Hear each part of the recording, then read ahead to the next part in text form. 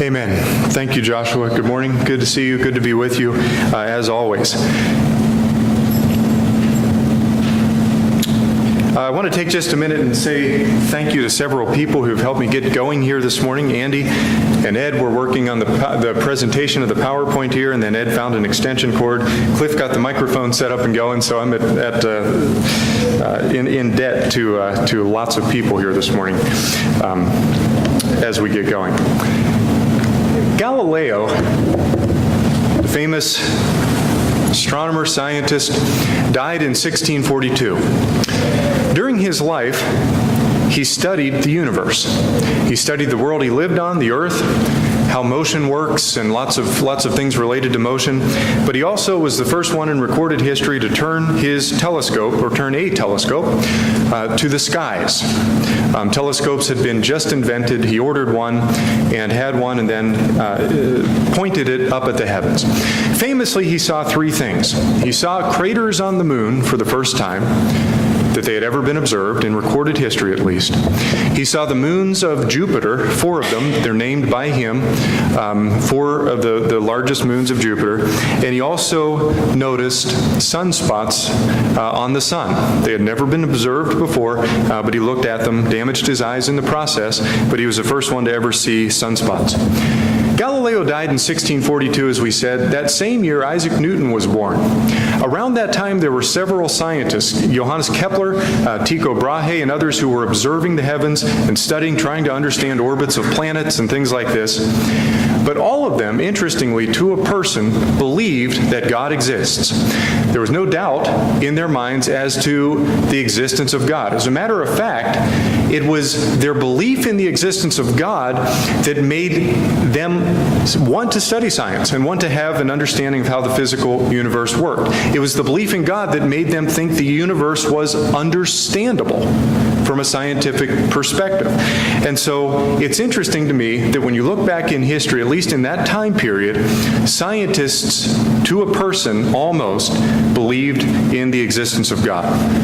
This morning at about 3:30 a.m., NASA scientists launched, you may have seen this in the news, launched a probe that will go and orbit the sun closer than any probe has ever orbited the sun before. It'll orbit at a distance of about 4 million miles.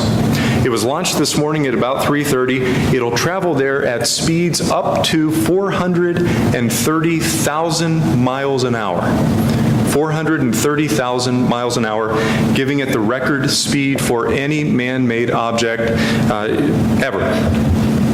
It'll take about 12 weeks to get there. When it does, it'll orbit around the sun and do its work and study the sun. The interesting thing to me, though, is you contrast that with Galileo and his group of scientists, that is, those who lived during his time, is that the scientists who launched the NASA probe, who worked on the team that built the probe and so forth, probably do not to a person believe that God exists. For some reason, whatever the reason may be, and of course it's an individual question, but for whatever reason, those scientists, many of them, doubt the existence, or maybe even deny the existence of a supreme creator who is responsible for the universe and everything in it. The question I want to bring us to as we get started today is, what changed? What is it that happened between 1620s, 30s, 40s, the time of Galileo, and now 2018, that led scientists now to predominantly question the existence of God, when previous generations, almost to a person, acknowledged his existence? What changed? Can you point to some discovery or some realization that makes us now think that there must not be a God, or it's less likely that there's a God? Was some piece of evidence discovered that leads away from a belief in God? I submit to you the answer is no. There's no discovery that's been made in the scientific realm, philosophical realm, or anywhere else that points against the existence of God. So still then, what changed? As we go through these arguments that we're in the middle of right now, we're studying, of course, a basic affirmation of Christianity, the first part of which is that God exists. and the first argument for which is the cosmological argument. As we go through these arguments, I hope you'll consider the possibility. It's just a possibility, and this is not an argument, this is just something I'm throwing out there. I hope you'll consider the possibility that what changed is the arrogance and pride of man. Came to the forefront in a way that it never before had, or rarely before had appeared. In our modern era of scientism, you might say, we depend on science and rely on science and have a faith in science that's unprecedented. We believe that science is the end-all, be-all of reality, that naturalism is the guide, that there's nothing beyond this natural physical world that we can observe with our senses, and it's our pride that has taken us there, I believe. It's our pride that causes us to believe that we must be the pinnacle, not of creation, but the pinnacle of reality. That there's nothing greater than man, the mind of man, in the universe and beyond the universe. Man is the absolute pinnacle. I think that pride might be motivated, and again, this is just for your consideration, it might be motivated by a desire to not be subject or responsible to any higher being. If there is a God, that means something for my life. That means I'm responsible to something. I've got to look for something. I've got to submit myself, possibly, to something. And so I want to throw that out there at the beginning as we think about what changed. Why do we live in a world today in which the existence of God is questioned? It almost seems unbelievable that we could be arguing for the existence of God, but we are. The first argument we're going to make, as we've said, is the cosmological argument. This is not a new argument. It dates back thousands of years, maybe as far back as recorded history can take us. To understand the cosmological argument, we'll present this in two different forms as we go forward here. I think we need to start out by spending time thinking about nothing. We need to have a clear picture in our minds of what nothing is, if that even makes sense to say. What is absolutely nothing? If I were to take a box and put it around this building, covered the top and underneath the foundation and the sides, covered the extent of this building that we're in right now, you certainly could not say that there's nothing inside of that box. I mean, we're inside of that box. Human beings are inside of the box, boards and wood and various construction materials and so forth. A building would be inside of that box. That's not nothing. But what if I were to take a box out here in the middle of what looks like nothing, something like this and this and this, and I were to build a box and suspend it there in midair and ask, is there nothing inside of that box? What's the answer? No, there's not nothing inside of that box, right? There's still something. What? Well, there's air inside of the box, right? Okay, so there's air inside of the box, which are molecules made of matter. Okay, there's stuff inside of there. But what if we took a pump and hooked it onto the box and evacuated all of the air from the box? What if we sucked the air out of the box so that there are no molecules, not a single molecule, not a proton, neutron, electron, anything like this? It's a vacuum of empty space. Is there nothing there? Well, I want to suggest that there is not nothing even there. Even in such a condition where you have a box with evacuated air, there is still time taking place. Time is ticking off. And you know that because if you put a clock inside of there, time will still be recorded on the hour and second and minute hand of that clock. If you shine light into that box, so you build it with glass sides, if you shine light into it, the light waves and particles or whatever will propagate through the box, pass in one side and out the other. So there is space in there in which things can occur. Time is ticking forward. There are physical laws governing what happens inside of that box. So even inside of a box that's been evacuated of all molecules, that is not nothing, I don't think. Time and space still exist in there. Leibniz, the mathematician, famously said, but surely he was not the first one to say it or to think it, why is there something rather than absolutely nothing? Not the nothing that you would have inside of a box if you sucked all the air out of it, but absolutely nothing. No time, no space, nothing. The question then becomes, if there ever was nothing, not just inside of this box, but in reality, if there was ever nothing, what would there be right now, if now even makes sense? in the world of nothing, in a universe of nothing. It's hard to even talk about. If there was ever nothing, what would exist right now? On the basis of this thought, it's reasonable, I think, to just about anybody that it's impossible that nothing ever existed. Does that make sense? It's impossible that there was ever, at any time, nothing. In Romans chapter 4 and verse 17, we read that God is He who calls into being that which does not exist. So out of something that does not exist, it is nothing, He's able to call something into being. You have to have a clear understanding of what nothing is to make sense of the cosmological argument. So the first form in which we'll I've got to advance both of these, I'm sorry. The first form in which we'll study this argument is based on cause and effect.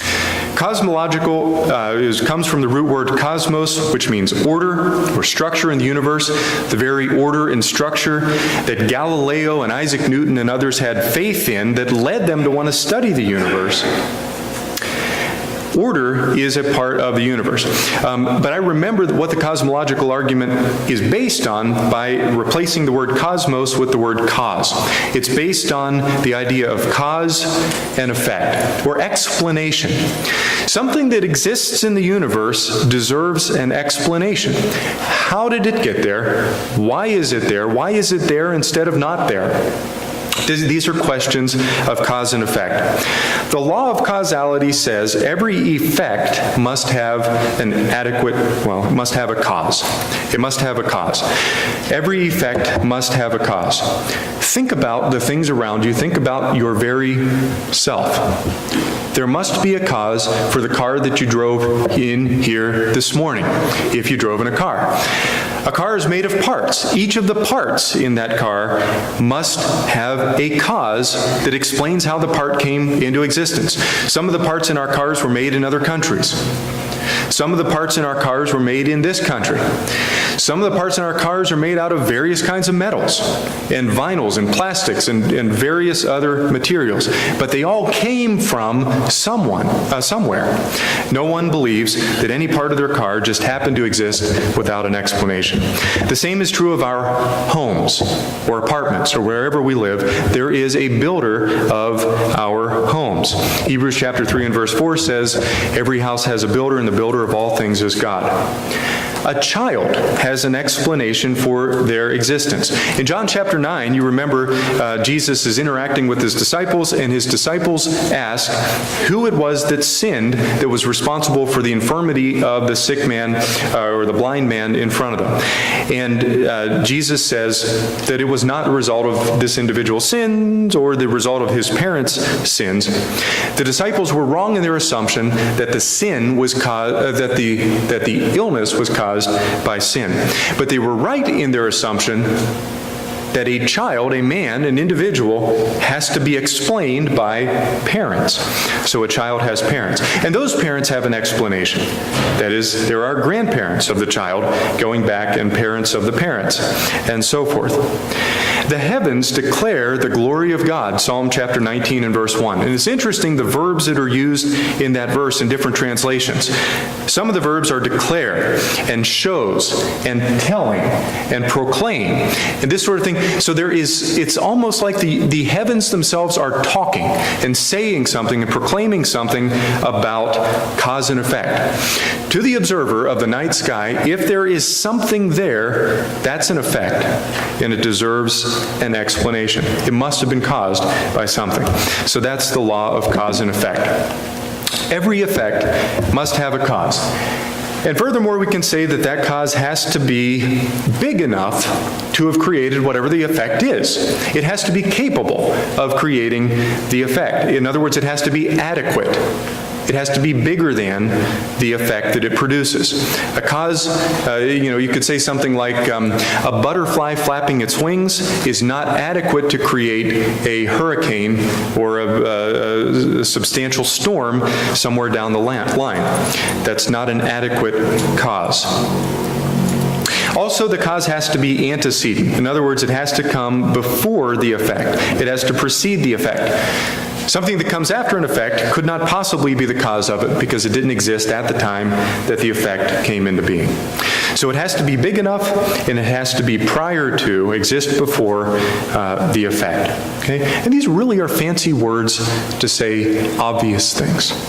Okay? It's a fancy way to say something obvious. The cause has to be big enough.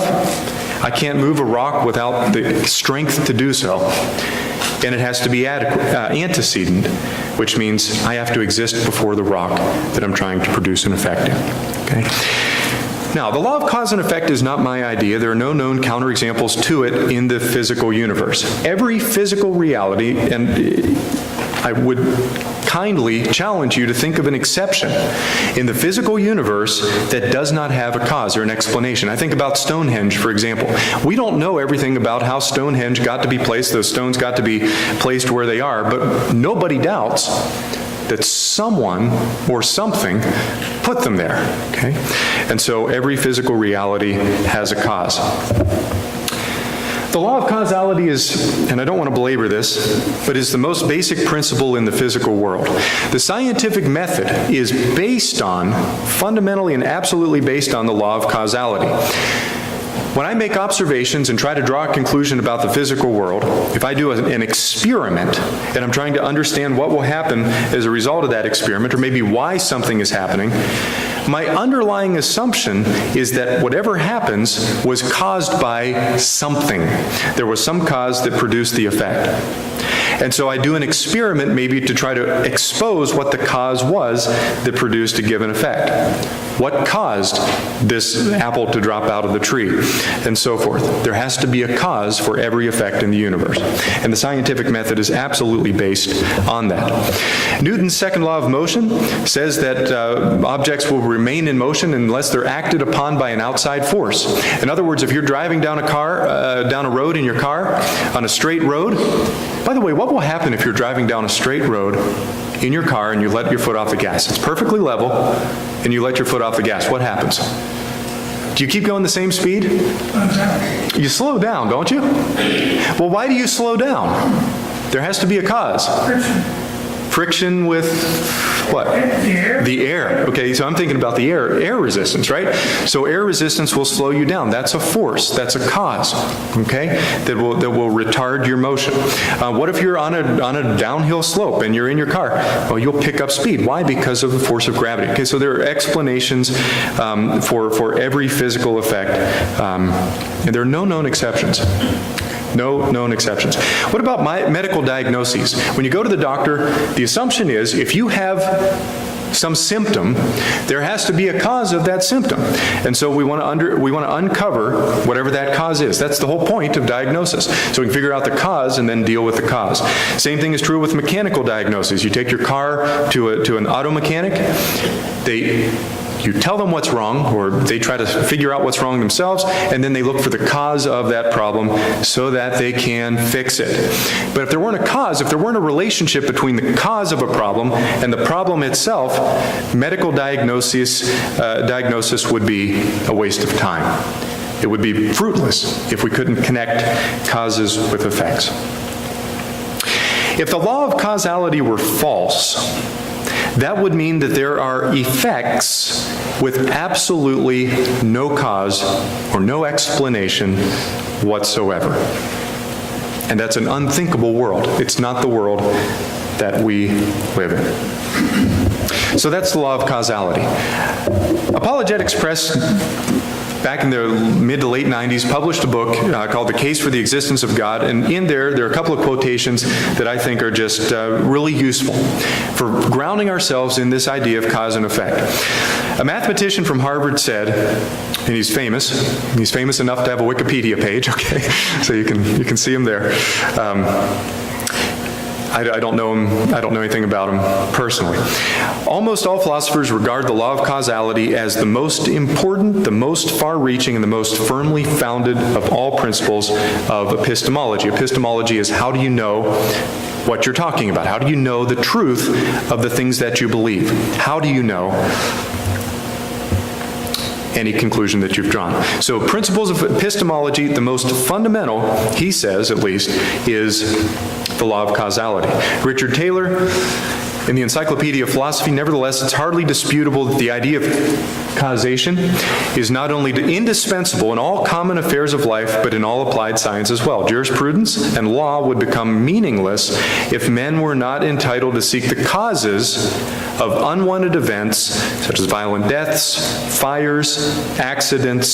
Same is true in public health, medicine, military planning, and every area of life. And I don't think I can disagree with that at all. I don't think anyone can disagree with this principle. Okay, that's not an arrogant thing to say. That's just to say that it's the universe that we live in. Now, the question then becomes, what about the universe itself? So if every effect has to have a cause, what does that say about the universe? Well, we look around at these individual things in the universe and we say these are effects that must have been caused. There's a cause of me. There's a cause of this tide. There's a cause of everything around us. What about the universe itself? Is the universe an effect, is the question. Does the universe demand an explanation? We won't belabor this, but think about just the solar system itself. And the point of this is to say that it's big, okay? The solar system itself, if that blue dot were the Earth, then that yellow blob would be, to scale, the size of the sun. The little one is the Earth, the big one is the sun.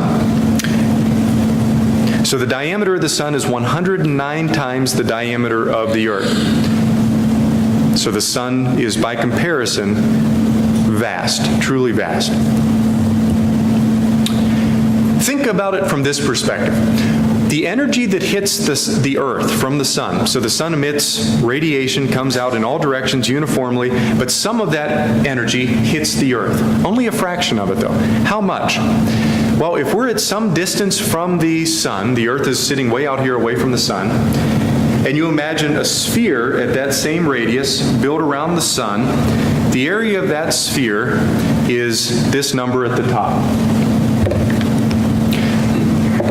A 27 followed by 15 zeros in square miles. So that's the area of the Earth's orbit.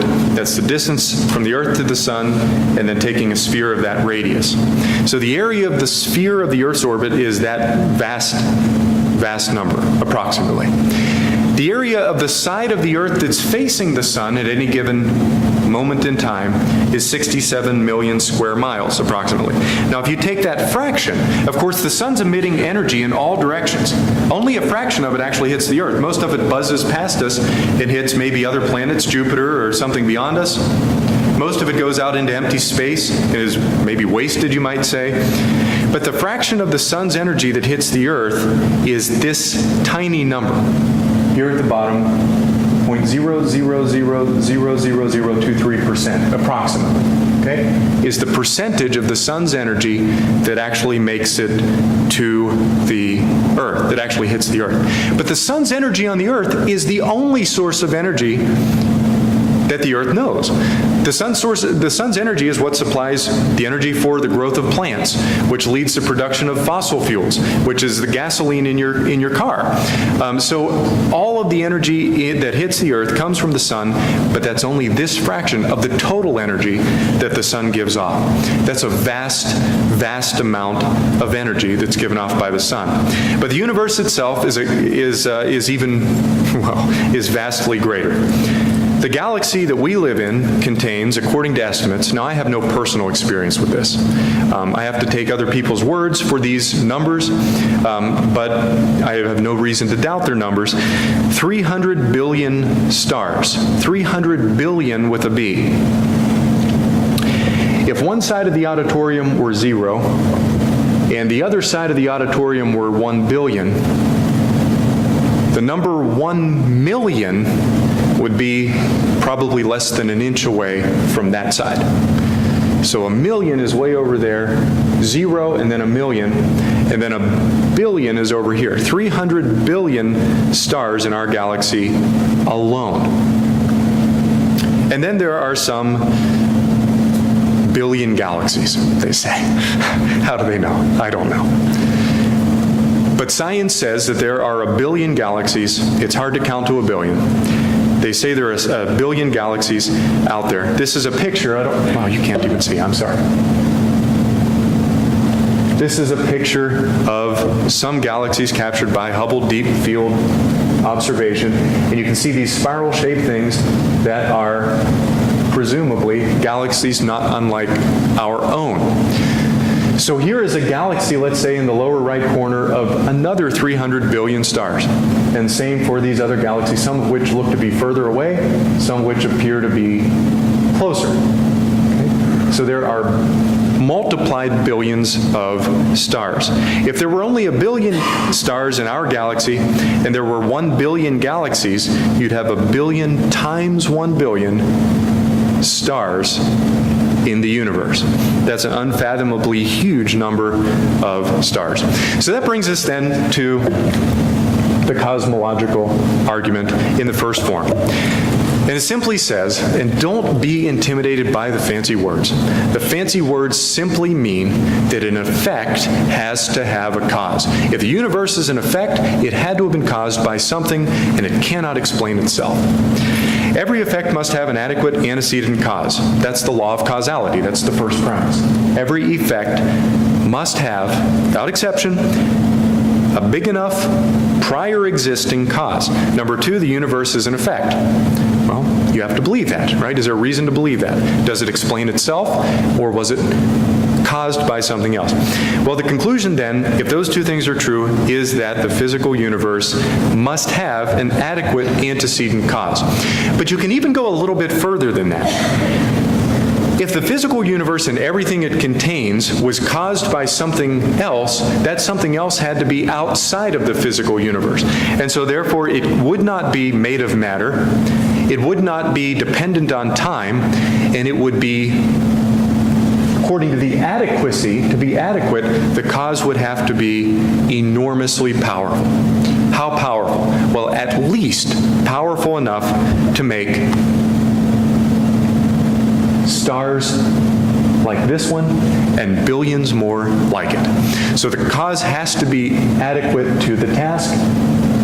It has to be outside of the physical universe, unless you want to believe that the universe caused itself, and it has to have existed prior to the universe itself. That's the argument, and that's it. That's all it says. Now, the only way to deny the conclusion of this argument is to cancel out one of the premises. If the two premises are true, the conclusion has to be true. The first premise, as we've said, is the law of causality. The second one just says that the universe is an effect. In other words, that it did not cause itself. If those two things are true, then the conclusion has to follow. The only way to deny the force of this argument is to cancel out or deny and justify your denial of one of those premises. Now, as we've already said, to be adequate means you have to be big enough. In other words, powerful enough to cause the existence from absolutely nothing of time, space, and everything in the universe. Matter, energy, the energy of our sun, which has been burning for at least thousands of years, has to have been created by that adequate cause and antecedent. In other words, it existed before it. Does anyone have any questions about that or thoughts you'd like to make before we go on? Questions or thoughts?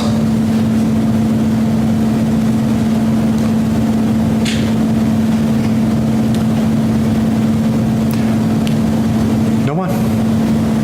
Yes, sir. I like the idea of just use the sun, for example. Where does it get its power from? So it has to come from something pretty powerful there itself. Absolutely, absolutely. So, yeah, so you could even say, even if I doubt scientists' estimate of the number of stars in the galaxy. They say there are 300 billion, but I don't really have any reason to believe that.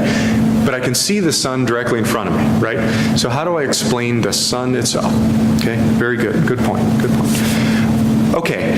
So a second form of the cosmological argument, and maybe you would say, I've had enough, I don't want to go any further, but this is a reworking, or another way to say the same thing that we said in the first argument, but it's a little tighter, I think. It's a little better organized, a little more specific, but it still does the job.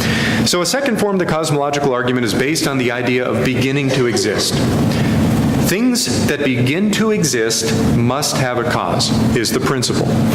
Everything that had a beginning, what does it mean to have a beginning? It means there's a point in time when it does not exist, and then there's a later point in time at which it does exist. So that's what it means to have a beginning. You go from not existing to existing. Everything that had a beginning must have a cause, is the premise, okay? Now that's a premise, but it's hard to imagine doubting that, okay? It's hard to deny that statement. Think about for a minute what it would mean to say that that's false. What's in bold up there is false. What would that mean? To say that it's false, that everything that had a beginning must have a cause, is to say that there is something out there that had a beginning that was not caused. So somehow it started to exist, but it started to exist without any cause whatsoever. It popped into existence, but there's absolutely no explanation for its cause. Not that we don't know the explanation, but that it had. It absolutely had no explanation, has no explanation for its existence. That's very difficult to imagine, because it's absurd.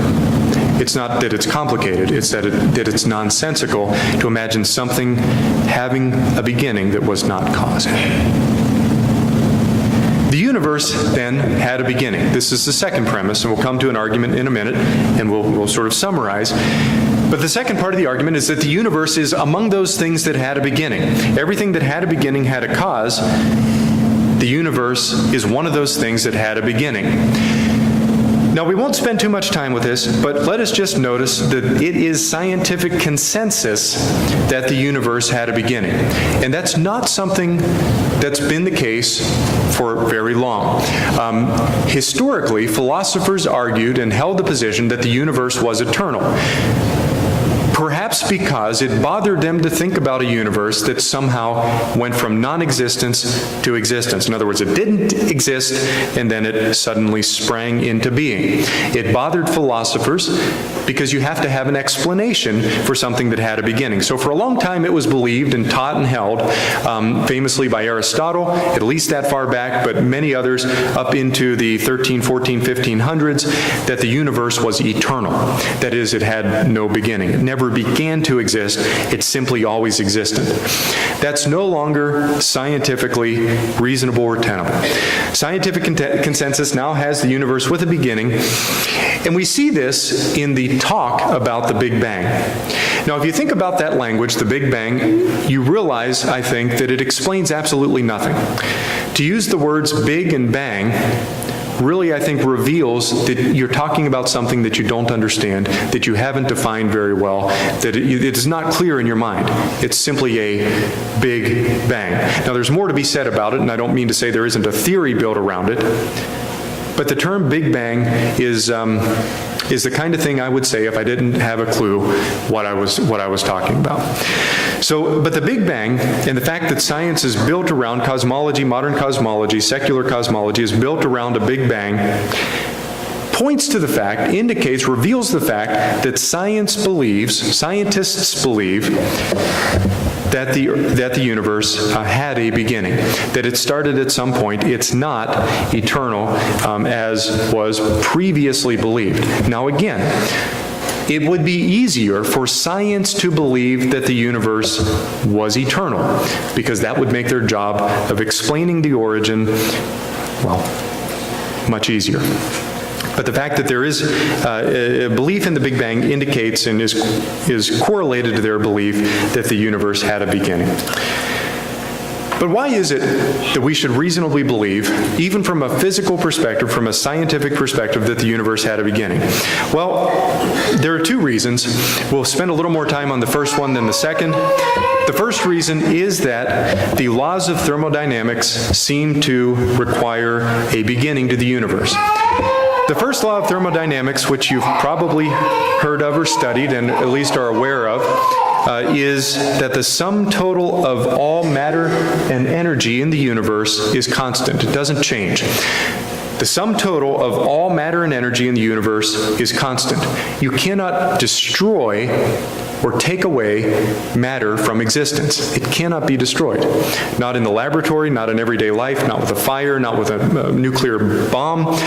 It's impossible, so far as we have observed in the scientific world, with no known exceptions, it's impossible to destroy matter or energy. That is the sum total of those. It's also impossible in the laboratory or in physical experience or with a nuclear bomb to create matter or energy. You can change them from one form to the other, but you cannot increase or decrease the sum total of matter and energy in the universe. That's the first law of thermodynamics, which is interesting, because for the universe to have a beginning, that very law had to have been violated, did it not? If we went from not existing to existing, there had to be a creation of matter and energy, which is a violation of that first law at some point in history. But then we move from that to the second law of thermodynamics, which says that all things tend toward equilibrium. In other words, heat flows from warmer to cooler so that there's an even distribution of heat. If you take a match and heat up a metal plate in a certain location at a point on the metal plate, that point on the metal plate will get hot, but if you let things sort of work their way out, that heat will dissipate to the cooler parts of the plate so that eventually it's uniformly heated from one extent to the other. So it tends toward what you might call heat equilibrium or energy equilibrium. All systems, this is the second law of thermodynamics in a couple of different forms, all systems tend toward heat equilibrium. In other words, heat never flows from colder to warmer without an input of additional energy. The flow of heat is always from warmer to cooler. The question then is this. We're talking about whether or not the universe had a beginning. If the universe were eternal, in other words, didn't have a beginning, then why hasn't energy equilibrium already been reached? That is, the sun, as was pointed out, still has vast amounts of energy that it's giving off. That energy has not all yet been burned out so that everything has been uniformly dissipated. The sun's energy has been used up and burned out. The sun is still burning. If the universe were eternal, why wouldn't that have already happened? As a matter of fact, happened infinitely in the past. So if the universe were eternal, why hasn't energy equilibrium already been reached? The second law of thermodynamics is fuzzy in my mind and always has been, and here's one of the ways that I like to think about it. Imagine you had a tub of water, a large tub of water, maybe halfway filled up, and you took the tub and shook it so that you have waves going back and forth in the tub, waves of water going from one side to the other, bounces off the side of the tub, and it comes back the other way, and there's like a little miniature ocean inside of this tub. If you set the tub down by itself and leave it settle, the waves eventually dissipate their energy. They move from high points of energy to lower points of energy so that everything is homogenized, there's the same level of energy, and the water becomes still. That's what the second law of thermodynamics says will happen to the universe. As a whole, as I understand it, energy will be exchanged from hotter to colder, hotter to cooler, until an equilibrium is reached so that everything is uniformly distributed. If it's eternal, why hasn't that already been reached? Hebrews chapter 1, verses 10 through 12 discuss something like this idea. And the Hebrews writer is quoting from Psalm 102 and other places maybe. But it talks about how the earth will wear out. It will be rolled up as a garment. It will eventually wear out. And that's what the second law, that is consistent with the second law of thermodynamics. The universe had a beginning. That's also intuitively reasonable. What would it mean for a universe to be eternal? That is not clear. There are philosophical problems with that we won't go into, that I don't really, because I don't understand them. I'll just leave it at that. But there are philosophical problems with the universe being eternal. So the conclusion we want to come to then is this. A second form of the cosmological argument is that everything that had a beginning must be caused by something outside itself.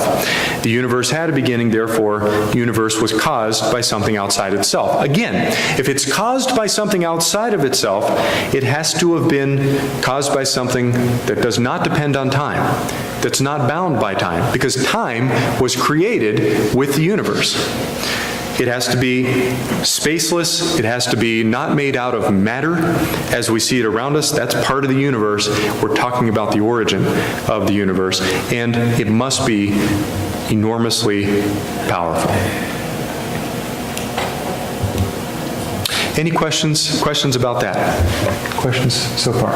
So we have two forms of the cosmological argument. One is based on cause and effect, and one is based on beginning.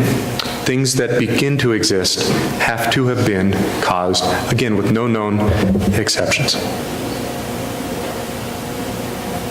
Okay, so we have a couple of minutes left, and we've talked a little bit about the Big Bang, and we don't want to spend too much time talking about this, but let's just make a couple of observations about it. First of all, the Big Bang is supposedly the prevailing secular description of how the universe came to exist. It is anathema in science to invoke a cause outside of the universe. Not because there's no reason to believe in a cause outside of the universe, but because that's the philosophical assumption of science, which is naturalism. That is, every cause has to come from within the physical universe. The Big Bang, though, is something of an exception to that. It is supposed to be the description of how the universe itself went from non-existence to existence. Now, I say supposedly because the verdict on the Big Bang, even in scientific circles, is still out. It's not a settled, not an understood, not an all the questions have been answered sort of scenario. The Big Bang is, and the way things began, is hotly debated among cosmologists. And so I say it's supposedly the explanation or the description because there's a lot of variation even among scientists as to their opinion of the Big Bang. Is it valid? Are parts of it valid or not? And so that's an unsettled question. But of course it postulates all matter and energy came into existence at an instant. But then that particle that came into existence would be subject to the law of causality as well. We'd have to answer the same sorts of questions. Where did that chunk of energy come from? What explains its existence?